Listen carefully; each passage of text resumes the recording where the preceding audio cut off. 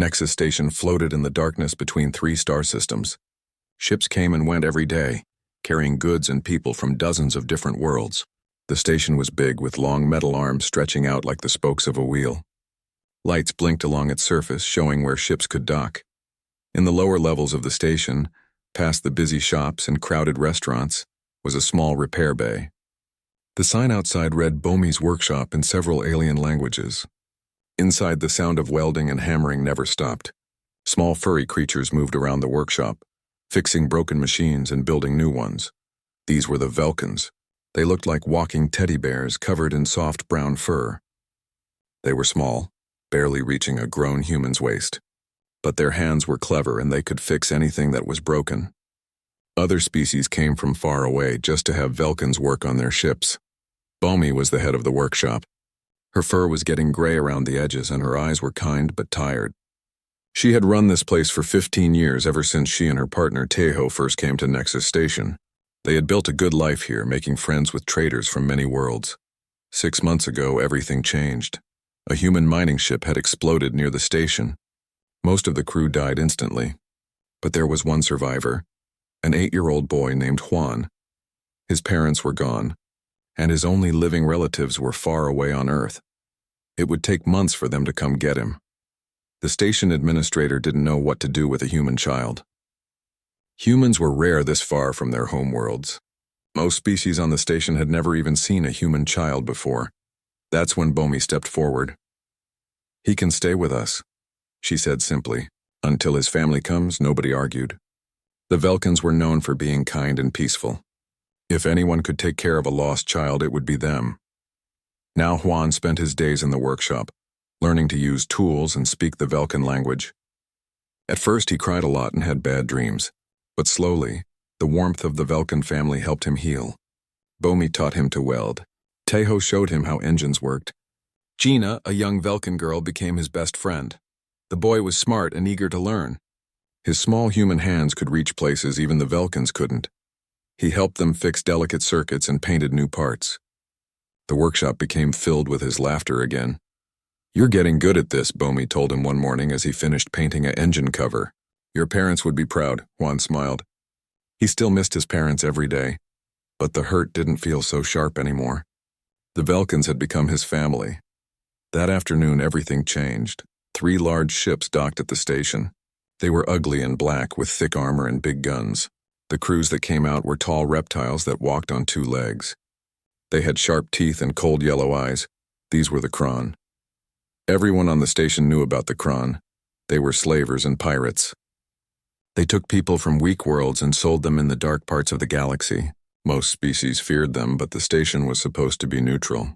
Even the Kron couldn't start trouble here, or so everyone thought. The Kron captain was a big reptile named Vextar. Scars covered his face and metal implants gleamed in his skull. He walked through the station like he owned it. His soldiers behind him. He went straight to the administrator's office. "We hear there's a human child on this station," Vextar said, his voice like gravel. "We've come to collect him." The administrator, a nervous blue alien named Kex, shifted in his chair. I'm not sure what you mean." "Don't play games with me," Vextar growled. "Human children are valuable. Very valuable. There are people willing to pay a lot of money for one." "The child is under the care of local residents," Kex said weakly. "He's waiting for his family to claim him." Vextar laughed, a sound like breaking glass. "His family is dead. No one's coming for him. We'll take him off your hands, for a price, of course." "I can't just hand over a child to strangers," Kex protested. The Kron captain leaned forward, his claws scratching the desk. "You can and you will. Unless you want trouble on your station." Meanwhile, in the workshop below, Bomi felt sick to her stomach. News traveled fast on the station, and she had already heard about the Kron's arrival. She knew why they were here. Tejo was pacing back and forth, his fur standing on end. "They can't just take him," he said. "There are laws."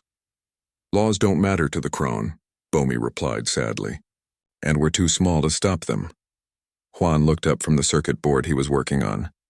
He could tell something was wrong. The Velcans were all nervous and scared. "What's happening?" he asked in his careful Velcan words. Bomi knelt down beside him, her eyes wet. "Some bad people have come to the station, little one. They want to take you away." But I don't want to go, Juan said. I want to stay with you. We want you to stay too, Bomi whispered. But we might not have a choice. Other Velcans had gathered in the workshop now. Word was spreading through their small community. Everyone loved Juan. He was like a child to all of them.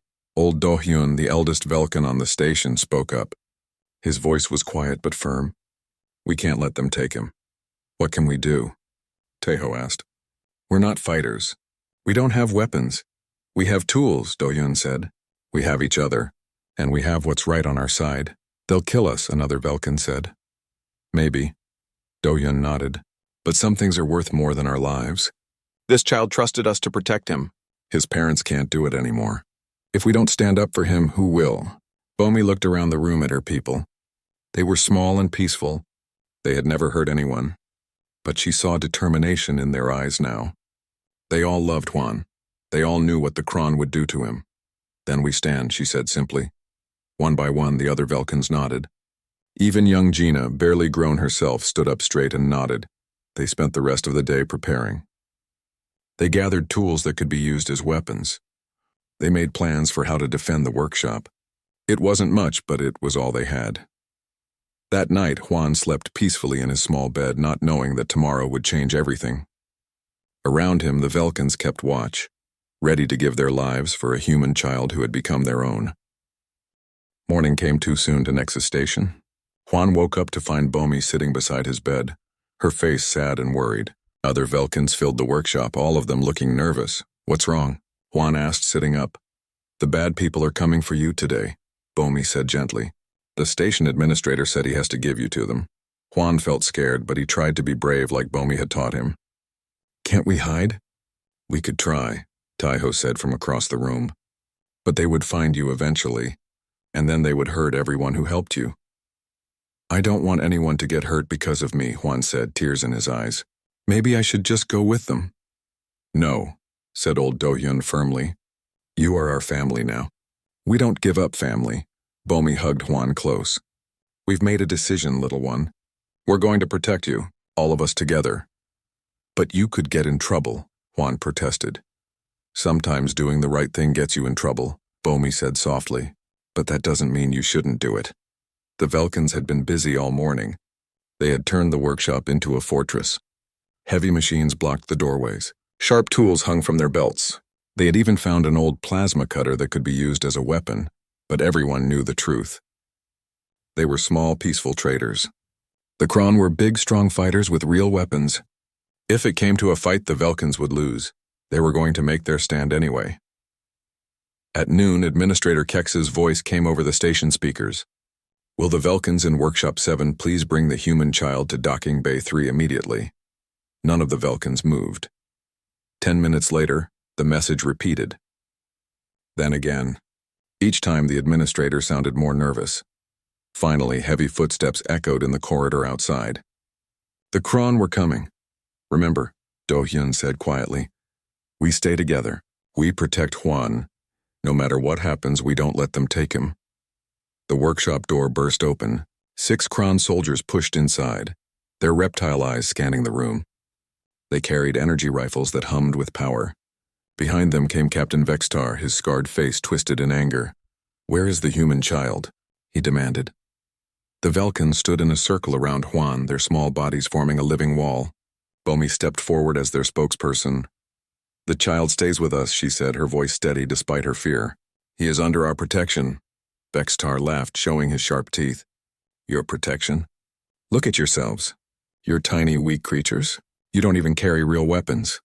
We don't need to be big to be brave, Bomi replied. Brave? Vextar stepped closer, towering over her. Stupidity is not the same as bravery, little rat. Stand aside and give us the child. This is your last warning. No, Bomi said simply. For a moment, the workshop was silent except for the hum of machines. The Kron soldiers looked confused. Nobody ever said no to them. Most species ran away or gave them whatever they wanted. Vextar's eyes went cold. So be it. Kill them all except the child. The battle began. The first Kron soldier raised his rifle, but Taeho was faster. The Velcan threw a heavy wrench that hit the soldier in the head. The reptile stumbled backward, surprised. Then chaos erupted. The Velcans fought with tools and determination. They threw metal parts and sprayed the Kron with cutting oil. Young Gina used a welding torch like a flamethrower. Old Do-Yun swung a hammer that was almost as big as he was, but the Kron had real weapons and armor. Their energy rifles fired bright bolts that burned through fur and flesh. One by one, the Velcans began to fall. Sunho, a middle-aged engineer, jumped on a Kron soldier's back and tried to blind him. The soldier threw him off and shot him. Sunho hit the wall and didn't get up. "No!" Juan screamed, trying to run to his friend. Bomi grabbed him and pulled him behind a large machine. "Stay down," she whispered, blood running from a cut on her head. "Don't let them see you." More Velcans were falling. They fought bravely, but they were losing badly. Vexter watched with satisfaction as his soldiers cut through the small defenders. That's when Gina made her choice. The young Velcan saw a Kron soldier aiming his rifle at Juan's hiding place. Without thinking, she threw herself between the weapon and the boy. The energy bolt hit her in the chest and she collapsed. "Gina," Juan cried, crawling to his friend. Her fur was burned and her breathing was weak. "Stay safe," she whispered to him. Then her eyes closed forever. Juan felt something break inside him. These gentle people were dying because of him. They were dying to protect him, and he couldn't do anything to help them. Taeho fell next, trying to protect Bomi. Then Kyung, who had taught Juan how to paint. One by one, his Velcan family was being destroyed. Only a few Velcans were still standing.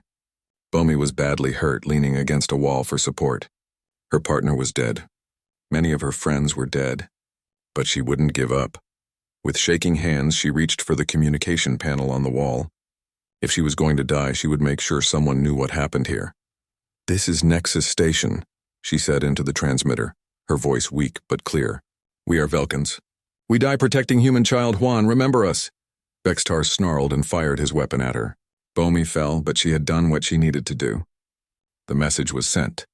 The few surviving Velcans gathered around Juan, their bodies broken but their spirits unbroken. Even dying, they wouldn't let the Kron take him. "Enough," Vextar said. "Just stun them. We'll take the survivors as slaves too. They might be small, but they're skilled workers." The Kron soldiers switched their weapons to stun setting. The remaining Velcans collapsed, their bodies twitching from the energy blasts. But Bomi, with her last bit of strength, had activated the workshop's emergency lockdown. Heavy metal shields slammed down around Juan's hiding place. The boy was sealed inside a small emergency compartment, safe but trapped. "Get him out of there," Vextar ordered. His soldiers tried, but the Velcan emergency system was too well built. It would take hours to cut through. "Captain," one of his soldiers said, "station security is asking questions. Maybe we should leave with what we have." Vexatar looked around the workshop. Dozens of Velcans lay dead or unconscious. The survivors would make good slaves. The human child was trapped and would eventually run out of air. Someone else would have to deal with him. "Fine," he growled. "Load up the living ones. We're leaving." As the Kron carried away the surviving Velcans, the workshop fell silent. In his small metal prison, Juan sat alone, surrounded by the smell of burned fur and the bodies of his family.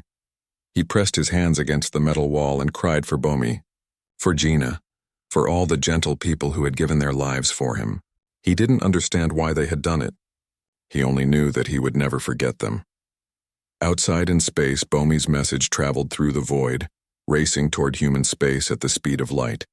Soon, people would know what had happened here. Soon, the galaxy would learn what it meant to hurt those who protected humanity's children. But for now, a small boy sat alone in the darkness, guarded by the bodies of heroes.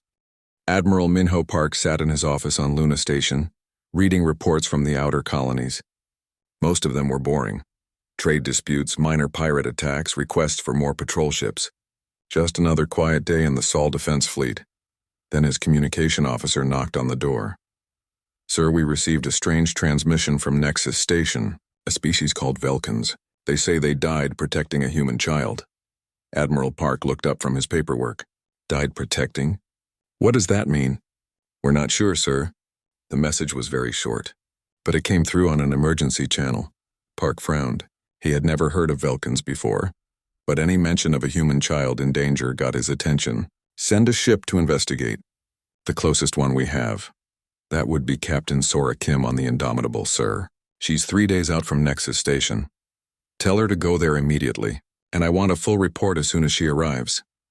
3 days later, Captain Kim's report came through. Admiral Park read it once, then read it again.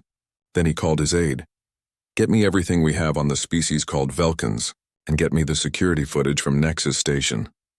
An hour later, Park sat in his private viewing room watching the most disturbing thing he had ever seen. The station's cameras had recorded everything that happened in the Velcan workshop. He watched small, furry creatures who looked like walking teddy bears prepare to defend a human child. He watched them arm themselves with simple tools, knowing they were about to die. He watched them stand in a circle around the boy, ready to give their lives for him. Then he watched them die. One by one, he saw the brave Velcans fall to Kron weapons. He watched a young female throw herself in front of an energy blast meant for the child. He watched an old male swing a hammer against enemies twice his size. He watched them all choose death rather than let the slavers take their adopted son. When the footage ended, Admiral Park sat in silence for a long time. He had seen many battles in his career. He had watched good soldiers die for their duty. But this was different. These weren't soldiers. They were shopkeepers and engineers, small, peaceful people who had never hurt anyone. And they had died for a human child who wasn't even their own species. Park called his communication officer. "Send this footage to High Command immediately. Mark it Priority 1. "Yes, sir." "Should I include your report?" "I'll write it myself." The footage reached Earth 12 hours later. Within minutes, it was playing on every news channel in human space. The reaction was immediate and overwhelming. News anchor Woo Jin Lee, known for his calm professional manner, broke down crying on live television as he described the Velcan sacrifice. "These gentle people gave everything," he said, his voice breaking. "Everything for one of our children." Across human space, people watched the footage and felt something they hadn't felt in decades. Pure burning anger. The human colonies had grown comfortable over the years. They had good technology, strong defenses, and profitable trade routes. Most humans had forgotten what it felt like to be truly threatened. They had forgotten why their ancestors had built the Sol Defense Fleet in the first place. The Velcans reminded them. Within hours, every human government office was flooded with calls. Citizens demanded action. Military families offered to volunteer. Even pacifist groups called for justice. The Human Colonial Council held an emergency session. Representatives from every human world gathered to discuss the situation. "We cannot let this stand," declared Councillor Haeun Yu from New Seoul. "These people died for us. They died protecting one of our own. But what can we do?" asked another representative. "It's already over. The child is safe, but the Velcans are dead." "Not all of them," Admiral Park said from his seat at the military advisors' table. "The Kron took survivors as slaves. They're still out there, still in danger." "Do we even know where the Kron took them?" someone asked. "We're working on that," Park replied. "But that's not the real question. The real question is what message we want to send to the galaxy." The debate went on for hours. Some representatives worried about starting a war. Others pointed out that humans had no legal obligation to the Velcans. A few suggested sending a diplomatic protest. Finally, old Councillor Jin Woo-han stood up. He was the eldest member of the council, a man who had lived through the early days of human expansion. "I have watched this footage 12 times, he said quietly. 12 times I have seen those brave little people choose death over surrender. They had no reason to protect our child. We had done nothing for them. They owed us nothing." He paused, looking around the room. "But they stood anyway. They died anyway. Because it was right." His voice grew stronger. "Now we have a choice. We can send a protest letter and forget this ever happened. We can let those gentle people fade into history as just another tragedy. Or we can show the galaxy what it means to hurt those who protect humanity's children." The vote was unanimous. 2 hours later, the Human Colonial Council issued a statement that shocked the galaxy. "The Velcan species is hereby declared under the protection of humanity. Any attack upon a Velcan citizen, world, or vessel will be considered an act of war against the human race. This protection is granted in recognition of their sacrifice and their courage. We remember their dead. We will defend their living." The statement continued. "To the Kron who took Velcan survivors as slaves, return them immediately and unharmed. You have 72 hours to comply. After that, you will face the full might of the Sol Defense Fleet." Across human space, military bases came alive. Ships that had been in maintenance were rushed back into service. Reserve fleets were called up.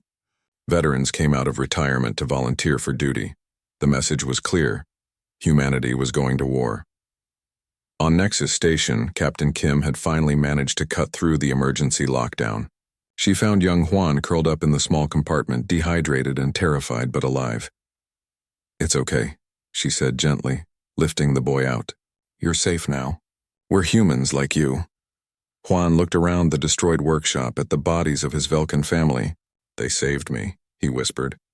"They all died to save me." "I know," Captain Kim said, tears in her eyes.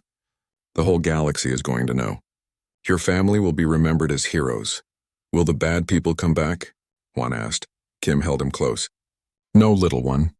We won't let them. Nobody hurts our friends and gets away with it. Nobody." As she carried Juan to safety, Captain Kim made a silent promise to the dead Velcans around her. Their sacrifice would not be forgotten. Their people would be protected, and the Kron would learn what happened when you made an enemy of humanity. 300 human warships were already moving toward Kron space, carrying the promise of justice and the fury of a species that never forgot its debts. The news of humanity's declaration spread through the galaxy like wildfire. On every world, in every spaceport, beings whispered about the incredible thing that had happened.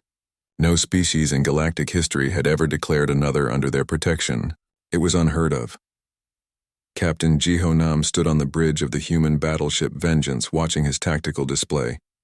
300 human ships moved in formation through space, all heading toward one target, the Kron homeworld. "Sir," his communications officer called out, "we're receiving messages from the Galactic Council. They're demanding we stop our advance. What do they want?" Nam asked, not taking his eyes off the display. "They say we're violating galactic law. They want us to submit our complaint through proper diplomatic channels." Nam laughed, but it wasn't a happy sound. "Tell the council they had their chance to stop the Kron from taking slaves. Now it's our turn." Behind him, his crew worked quietly at their stations. Every human on every ship in the fleet felt the same burning anger. They had all seen the footage from Nexus Station. They had all watched brave Velcans die protecting a human child. "Captain," the sensor officer said, "we're detecting Kron ships ahead. Looks like a patrol squadron. How many?" 8 vessels, sir. They're moving to intercept us." Nam smiled grimly. "Signal the fleet. Battle formation. And send a message to the Kron ships." "What should I tell them, sir?" "Tell them we're coming for our friends. They can get out of the way or be moved out of the way." The Kron patrol tried to stop the human fleet. It didn't go well for them. Human weapons built for war with other humans cut through Kron armor like paper.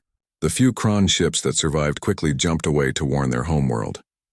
Meanwhile, on the Kron capital world of Krex Prime, panic was spreading through the government halls. General Thaxmore, the military commander, stood before the High Council trying to explain the situation. 300 human warships? Council leader Vexka hissed. "Over a few dead rats?" "The humans call them Velcans, sir," Thaxmore said carefully. "And apparently they've declared this species under their protection. That's impossible. No species protects another. It doesn't happen. It's happening now, sir. Our patrol squadron was completely destroyed. The humans aren't even slowing down." The council chamber erupted in angry voices. The Kron had built their empire on the fear of smaller species. Nobody challenged them directly. Nobody had ever dared to attack their homeworld. "What about our allies?" Vexka demanded. "The hegemony promised to support us if we were attacked." Thaxmore looked uncomfortable. "They've withdrawn their support, sir, as have the other major powers. None of them want to fight humanity over this." "Cowards," Vexka snarled. "What makes humans so special?" "Have you seen their military history, sir?" Thaxmore asked quietly. "Humans don't just fight wars. They finish them, completely." The council leader slammed his clawed hand on the table. "We have defensive stations. We have a fleet. We can stop them." "Sir, with respect, I don't think we can. Human ships are more advanced than ours, and they're not coming to negotiate. They're coming to destroy us." On the approaching human fleet, Captain Nam received regular reports from his intelligence officers. They had been tracking the Kron ships that took the Velcan survivors. "We found them, sir," Lieutenant Yerimsong reported. "The Kron transport ships are holding position behind Krex Prime's moon. The Velcan prisoners are definitely on board. Are they alive?" Nam asked. "We're detecting life signs consistent with Velcans, sir. But we can't tell their condition from this distance. Nam nodded. That was good enough. The Velcans were alive, which meant there was still a chance to save them. But first he had to deal with the Kron defenses. As the human fleet approached Krex Prime, the Kron military tried to make a stand. Their defense platforms opened fire first, sending streams of plasma toward the human ships. The humans responded with weapons that turned the platforms into expanding clouds of gas and debris. The Kron fleet came next, over 200 ships rising from the planet's surface to meet the humans. For a moment it looked like it might be a real battle. Then the humans opened fire. Human military doctrine was simple and brutal. When you fought to win completely. You didn't leave enemies capable of fighting back later. You didn't give them a chance to regroup. The Kron had never faced anything like it. Human missiles guided by artificial intelligence found every weak point in Kron ship designs. Human energy weapons powered by fusion reactors cut through Kron shields like they weren't even there. Human tactics, developed through centuries of warfare with their own species, outmaneuvered the Kron at every turn. In less than 2 hours, the Kron fleet was destroyed. Nam opened a communication channel to the planet below. This is Captain Nam of the human fleet. You have Velcan prisoners. Return them immediately, alive and unharmed. The response came from the planetary capital. This is Council Leader Vexka. You have no authority here, human. Leave our space or face the consequences. Nam looked around his bridge. His crew waited for his orders, their faces hard with determination. Very well, Nam said into the communicator. You want to see consequences? Let me show you what happens when you hurt humanity's friends. The bombardment began slowly. Human ships targeted Kron military bases first, then weapon factories, then shipyards. Each target was destroyed with surgical precision. The humans weren't trying to kill civilians, but they were making it clear that Kron military power was being systematically eliminated. After 12 hours of bombardment, Nam tried again. Council Leader Vexka, are you ready to discuss returning our friends? We need more time to locate them, came the shaky reply. You have 6 more hours, Nam said calmly. After that, we start targeting government buildings. It took 4 hours. The Kron transport ships approached the human fleet under a white flag of truce. On board were 37 Velcan survivors, including Nabi, the daughter of the hero Bomi. They were thin and scared, but alive. Captain Nam personally went aboard the transport to meet them. When he saw the small, furry beings huddled together in fear, he felt his anger flare again. These gentle people had been through hell because they protected a human child. You're safe now, he told them in their own language. Human translators had been working around the clock to learn Velcan speech. No one will ever hurt you again. You have humanity's promise on that. Nabi, despite her fear and exhaustion, managed to speak. The human child, Juan. Is he safe? He's safe, Nam assured her. He's on Earth now, being cared for by his family. He asks about you every day.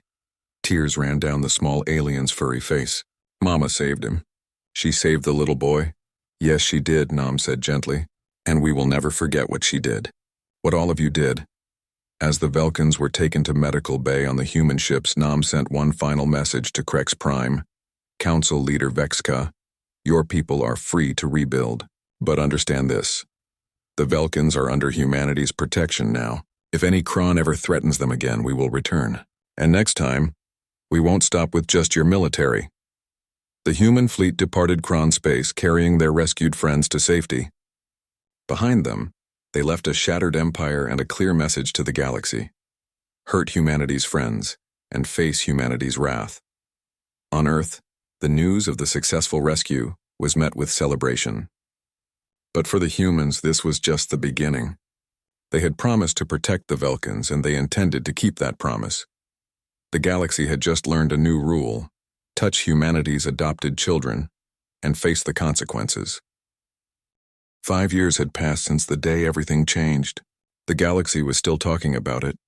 The day humanity declared an entire species under their protection and went to war to keep that promise.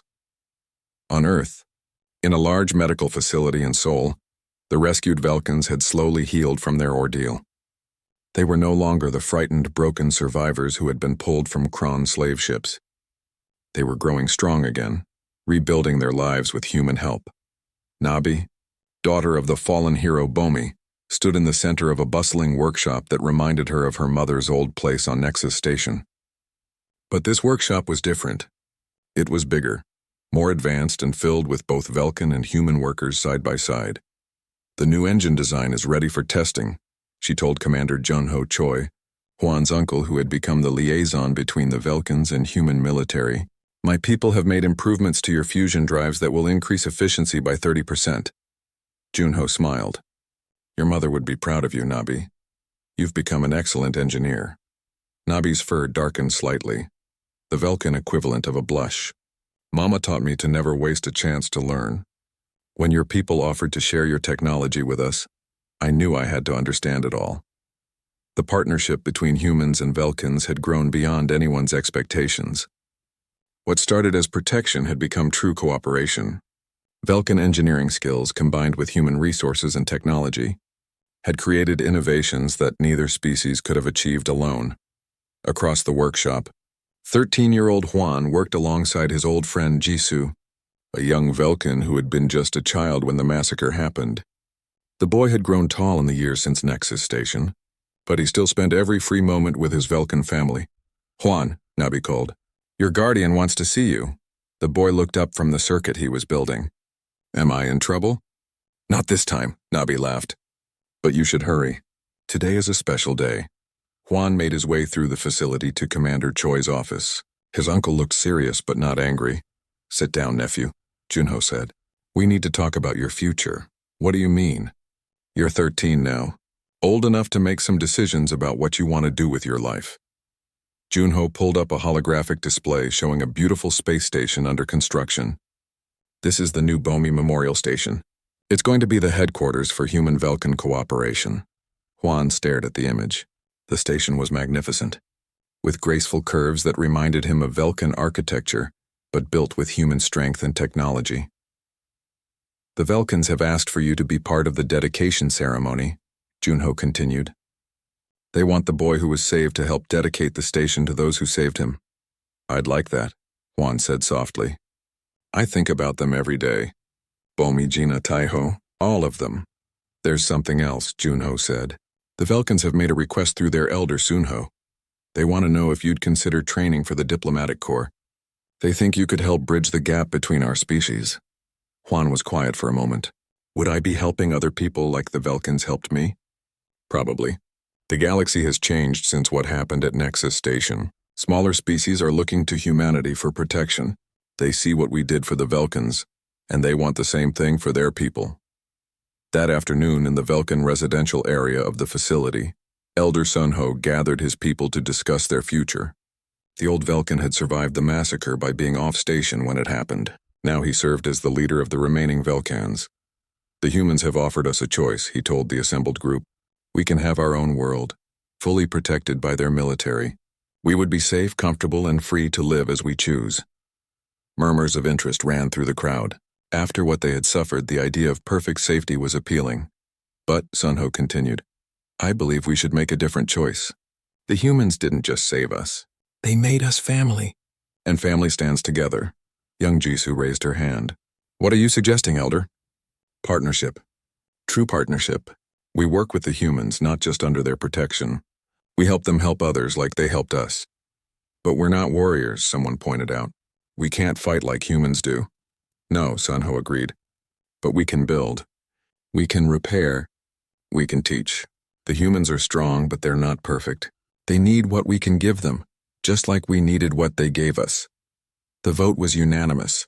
The Velcans would stand beside humanity as partners and friends.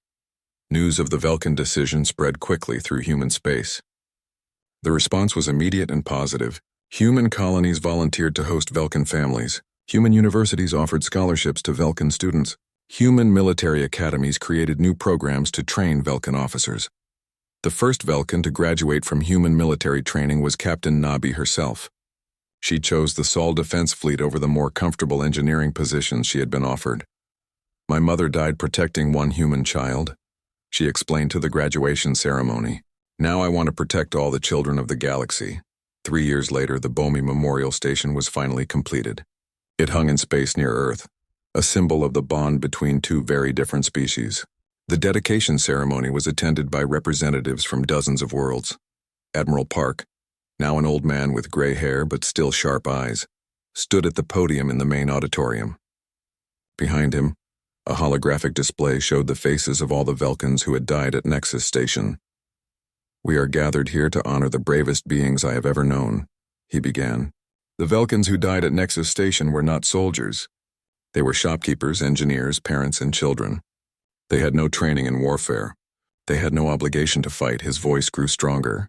But when evil came for an innocent child, they stood up. They stood up knowing they would die. They stood up because it was right.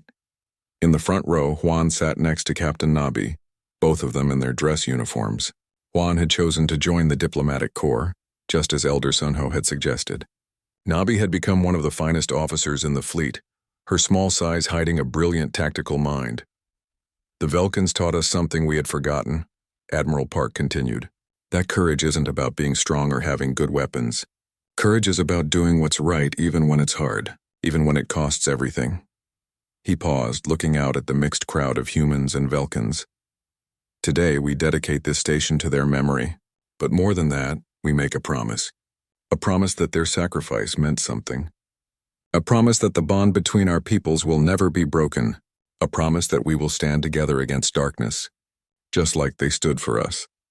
The ceremony ended with the reading of the memorial inscription, carved in both human and Velcan languages.